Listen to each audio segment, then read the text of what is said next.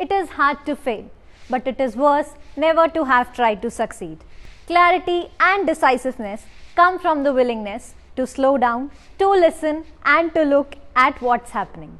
From the strength of a decision, you then have the ability to act. Leadership requires that you are able to make key decisions effectively. Decisiveness then means being the leader of your own life. Decisiveness is both a skill you can build and an internal state you can summon when you need it. A very warm and a fresh good morning to you all. Today, we are here at Wipro Ltd Gurugram for the 7th episode of our series Leadership Talks, theme for which is decisiveness. Indecisive people act simply assuming that others will make decisions for them. These people end up being subjected on whims of others and have to rely on thinking power of others to survive. Decisiveness does not mean being stubborn, arrogant, or hasty.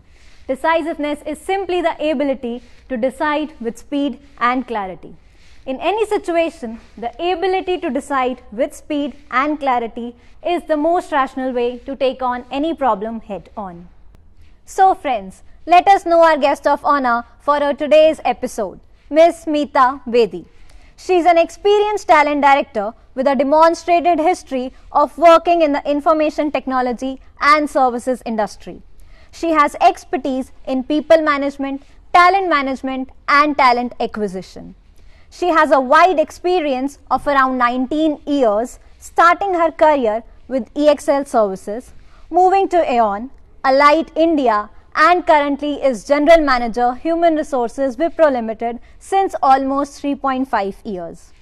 She is courageous, solution-oriented, service-oriented, creative, collaborator, and above all, a great human being. She has displayed all these qualities in every aspect of her professional career.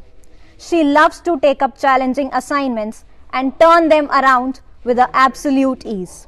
Not dealing things much now, let's move ahead and meet our guest of honor.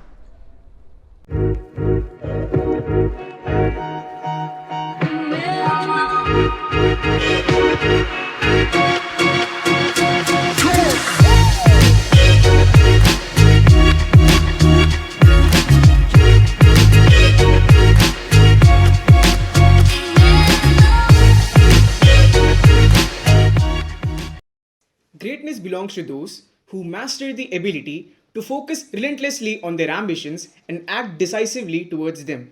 In order to answer the question, where am I going, one needs to work towards self-improvement, to have a will to win and dedication to achieve the goal at all costs. Decisiveness is a principal characteristic of a dynamic leader. His or her ability to communicate a decision with passion and integrity is an art. Being an integral part of modern management, decision making involves the selection of course of action from among two or more possible alternatives in order to arrive at a solution for a given problem. With this introduction, it's a great pleasure for us to introduce you to our today's guest of honor, Ms. Meeta Bedi, General Manager, Human Resources, Wipro Ltd. Today, she'll provide us with all the valuable lessons to enhance and improve our decision-making skills. So get ready to grasp and digest all the ingredients coming your way in this episode where not only you can learn but enjoy too. Hello and a very good morning, ma'am. Good morning, Isha. How are you, ma'am? Thank you so much. Very well. Thank you so much, ma'am. We are glad to have you as the guest of honor in today's episode. Thank you. Same here. So, shall we start the session? Absolutely. So, the first question for you is, describe a time when you made an unpopular decision, which is part and parcel of the profession. How did you handle the situation? There's so many, Isha, but the one that I remember very clearly was there was this leader who we used to call Rainmaker. Why we used to call him Rainmaker is because he used to get sales for us. Now, he was the people's person through and through. Thought about people, very good leader. What we discovered during a time frame was that he was paying extra incentives to his team. Why he was doing that was because he wanted to motivate his team. Now, when we dug deep, we realized that those payouts were not in line with the policy and the processes that were set up. Now, we also discovered that he had not taken a single penny on his account. He was just distributing it to his team. So that was a very, very tough decision. Growth is important to any organization. He wasn't doing it for himself. He was doing it for his people, for his team. And at that point of time, I remember I had to take a call. We all stood up and we all took a call that he might be a great operations sales leader. He might be doing it for his people. But imagine the message that he was giving to his team. Imagine the culture he was creating, which was not right, which was not in line with our values and culture. So we had to take, long time back, a decision that we had to take a tough decision and part ways with the leader. So yes, it's a part and parcel of the job. But what is helpful is that you understand the organization culture and you stand by it. This is really inspiring, ma'am, as the ability to face the uncertainty with curiosity and optimism is the belief that problems can be solved and differences can be resolved. Yeah, you're right. Moving ahead, the next question is please share your thoughts on individual decision making versus group decision making. Good question, Anurag. Both are important. In my experience, I have realized that if teams are aligned to common purpose and goal, more often than not, group decision making helps, because in a group you have diverse views, and if the intent is right, more often than not you will land up in making a good decision. I've also realized where domain is needed. So for example, if it's a local law decision that I have to take on policies of a different country, in those situations, I may go out and look at legal expertise, my legal counsel of that region. And in those specific cases, I've seen individual decision making helps because that person is an expert of that area. But I would generally go with decision making where I involve diverse work groups, take their views on a subject, and then move forward with whatever steps we have to take. Thank you, ma'am, for putting forth such useful points. Our audience will surely gain a lot out of these thoughts and will learn from it. I hope so, Anurag. Thank you. Isha, we keep on discussing in our college, and our classmates also keep on wondering that what is the key mantra used during the interviews by the HR to evaluate a candidate. It's a good opportunity, Isha. Let's go ahead. So, with this, ma'am, the next question for you is, during interviews, how do you evaluate candidates' decision making skills? This is simple, Isha. Very often, I would ask the candidate to talk to me about situations, whether it's personal or career, to talk to me about the situations that they've dealt with where they would have to take a decision. It could be a simple decision. It could be what colleges, if they had an option, what workplace, if they had an option, even what partners, if they had an option. What I'm interested is to understand the thought process behind why they chose what they chose. And I think as a professional, that's very important to me. It doesn't matter right or wrong, but just the thought process, and if they've lived it, and if they're able to translate that to me in clarity, gives me a good understanding of where that person is in terms of decision-making skills. Thank you, ma'am, for your valuable inputs. I hope that our audience will jot down these points for their future references. I hope so. Shall we proceed ahead, ma'am? Yes. There are two major elements in the process of decision making: speed and accuracy. What is your take, ma'am? Which one is more important and why? You're asking tricky questions. Both are important. I used to play basketball when I was in school. So how do you play a basketball game? when you have the ball in your hand and you're reaching the goal, you move with speed. But when you're about to hit the basket, you slow down because you're aiming for accuracy. Our life is like that. So it has to be a right blend of both. But I've seen in my experience, most of the times when I'm dealing with people, their performance, there are situations which I go through where I have to make a decision on termination or exit from our organization on performance ground. At that point of time, for me, it is very important to be accurate. Accurate with their performance data, accurate with their track records, their ratings, their code of conduct, etc., etc. So more often than not, because of the profession that I am in, accuracy plays a slightly important role, but I won't say this is 100% true. Speed is equally important. Let me give you an example of a speed now. This is from my personal life. I have a young son who happened to slip in the bathroom, and he had to get stitches done, and he was bleeding profusely. I remember I was alone at home. I had to rush him to a nearby doctor. Now, at that point of time, I knew in my decision making that I had to take him to a nearby hospital, no matter how fancy that hospital was or not.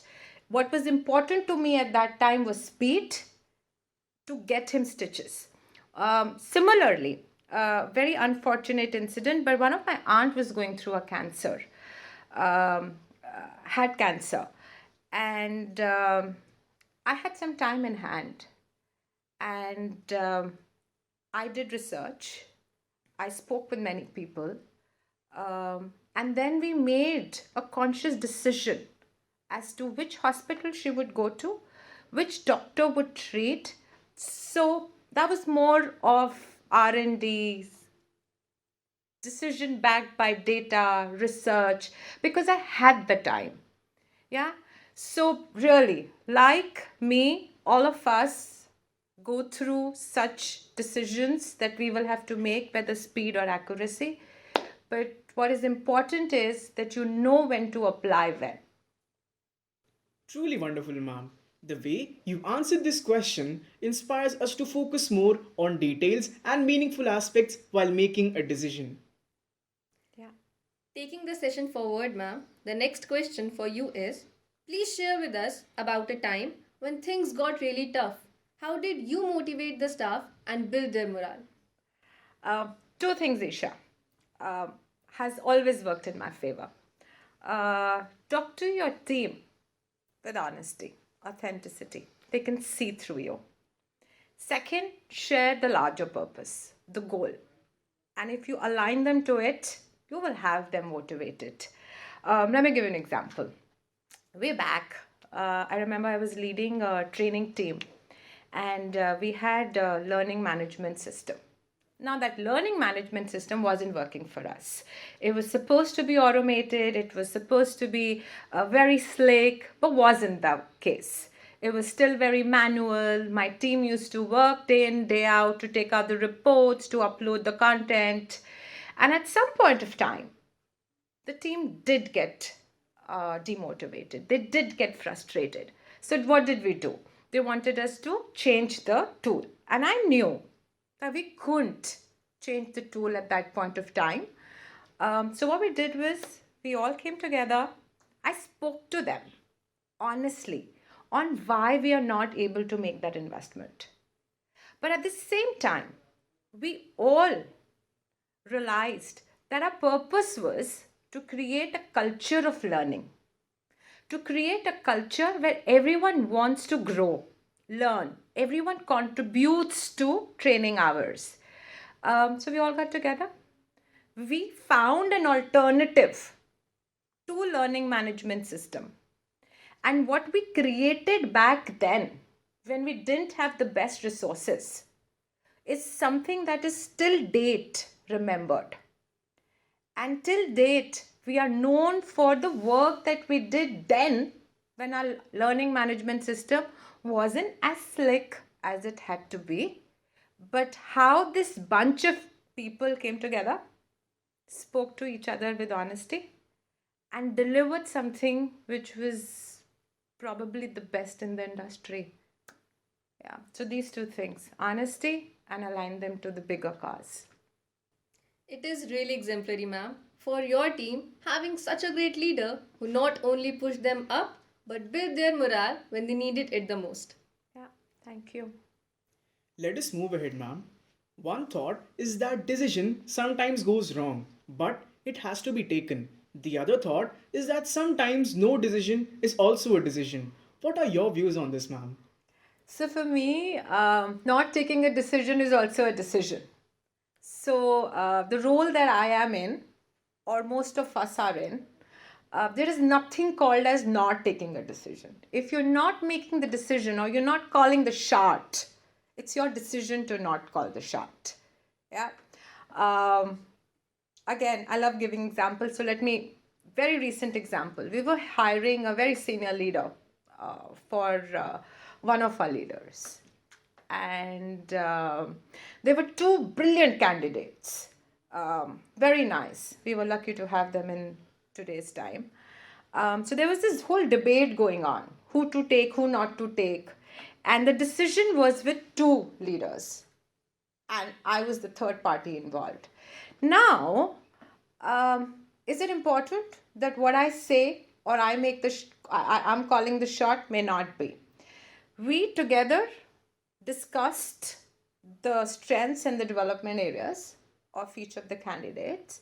And at that point of time, because that candidate had to work with the two leaders, I backed out. I gave my point of view and said, you make the decision.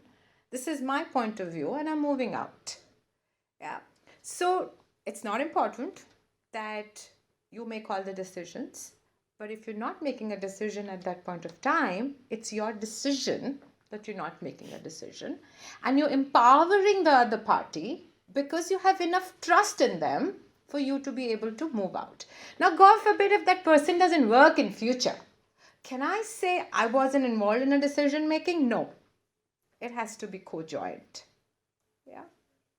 Well said, ma'am. Your answer reminds me of the quote that there is no guaranteed success for the future and there is no absolute way to know that you are or aren't making the right decision. So give today the best possible shot that you can. Yeah, I like your quote. The next question for you, ma'am, is can the decision making power be delegated? If yes, then the accountability for failures rests on whose shoulders? So this is how I will see it. You can empower your team to make decisions. Yeah. So I ensure that any large event, any transition, we do a lot of transitions, we do a lot of change management, we do a lot of communication, we do a lot of work around policies, colleague related engagement activities. My team is empowered to make decisions. But if something goes wrong, the accountability is with me. So yes, you can empower your people to make decisions. But at the end, me as a leader is going to be accountable. And it is important that we encourage, if you want to call it delegation, but that you empower your teams to make these decisions and move forward. But I've seen if you have the right team where there is a culture of trust, respect, you in line with the purpose and the goal, more often than not, you will land up in a spot where you would be appreciated for making that decision. As it is well said that effective leaders inspires accountability through their ability to accept responsibility before they place blames. Yeah, absolutely. Can we proceed ahead, ma'am? How do you balance emotion and logic in decision making? It's tough, Anurag. But this is what I practice. And it's a skill, by the way. And I call it zoom in, zoom out approach. Yeah. You know this maze? You can look at this maze and have clarity if you look it from a distance. Yeah. So balancing your decisions basis logic and emotions is very similar to a maze, seeing a maze clearly. So you have to distance yourself. There was this colleague of mine whose father was very, very ill. The medical insurance that she had opted for wasn't enough. Now, they wanted more funds. So, because of the emotion and the passion that we had for our colleague, we started this drive around contribution across the organization. Yeah. It was a decision that we made that we will go out and reach out to all our colleagues basis compassion and passion that we had for that colleague. So, this was Zoom in. Now, when I zoomed out, I realized because that person had access to me and some of us, we were able to take care of her personal need. However, there are going to be so many others who would not have access to us. Yeah. So, zoom out. Logically, we all got together and we made it a process where anyone who needs extra funds, we can start contribution services where all colleagues at their own will can contribute. Yeah. So at any given point of time, it has to be a balance. Making decisions logically may seem the right thing to say, but I know we are humans and there are some decisions that we make on compassion grounds, and that's fine till the time you can ensure that you're compassionate across. You are seen as fair and not biased.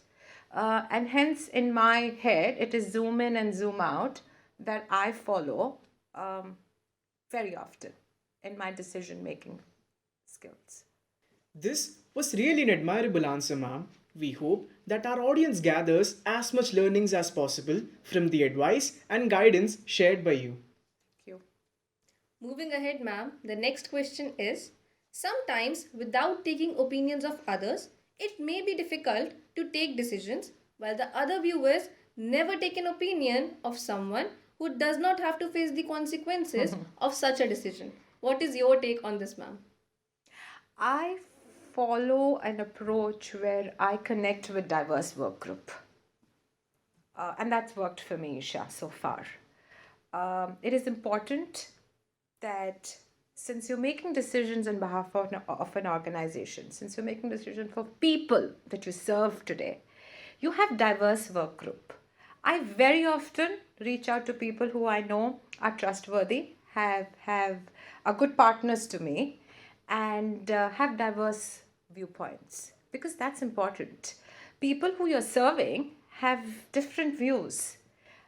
Me as a person, no matter how much experience I have, I would still think in a certain way. I'm built in a certain way.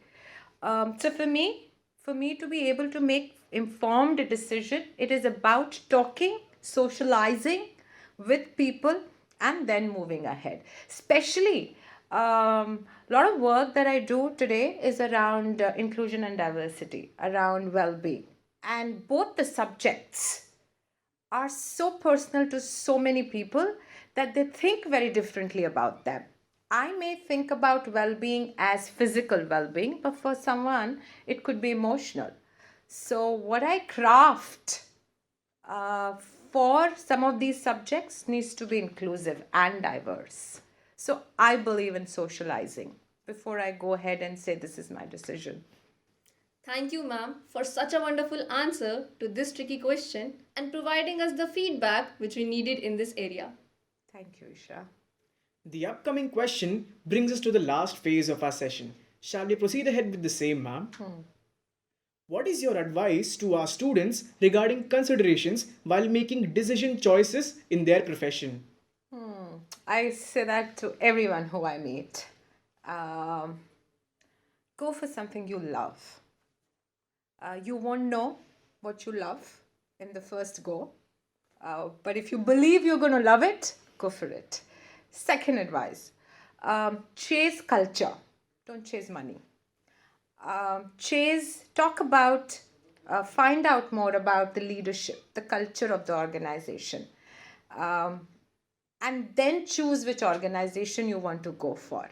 Today, if given a choice to me, whether I want to continue my job with people who are great leaders, awesome culture of trust, respect. I would choose an organization where there is a lot of that, yeah, rather than going for an organization which just pays well. I've made those mistakes, and I say that out of experience. Money will eventually follow, but if you follow what you love, and if you follow a place which is good place to work from a culture standpoint, you're sorted for life. So that would be my two advices to people who are looking out to venture out into this corporate world. Believe us, ma'am, there is a plethora of knowledge to learn from you. This episode might become a never ending one, but time does not permit us to go further. So, with this, we come to an end of today's session. Thank you, Anurag. Thank you. Thank you so much, ma'am, for such an enlightening and entertaining session. We are honored and grateful to you for taking out time from your busy schedule and providing us valuable insights and guidance. Your readiness to share your experience and expertise on the topic of decisiveness will surely going to help our students in the near future. Once again, I thank you on behalf of our entire InternWare team for your kind gesture towards our Leadership Talk series. It was a pleasure to listen to your wise words and learn so much from it. Thank you so much, ma'am. Thank you, Isha and Anurag. It's been a pleasure to talk to both of you. In fact, with the entire crew, I love the energy and the passion that you brought to the whole interview and the shoot. So thank you for that. And I must say, very diligently handled. I loved the clarity that the entire crew had for this subject. So thank you so much. You guys are brilliant and continue to inspire people with your work. Thank you. Thank you, ma'am. Thank you, ma'am. We have come to the end of our journey, but we will never forget the love and support you guys gave us, because of which we are standing here. Today's episode was worth contemplating, as it offered surprising, nuanced approaches on how to empower and inspire others to do their very best. Hope you guys watching will agree with me. Take care, friends, and also your feedback is extremely important to us. Telling us about your experience, good or bad, means that we can better understand what all we are doing or where there are areas we need to make improvements. So guys, stay connected and stay safe.